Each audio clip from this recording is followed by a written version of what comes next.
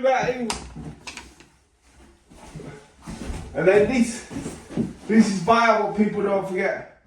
They don't screw this in.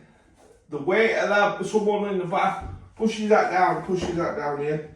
So you want a spring wheel bit.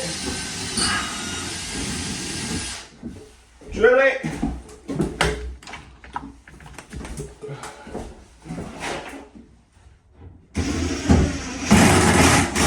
Screw it like that.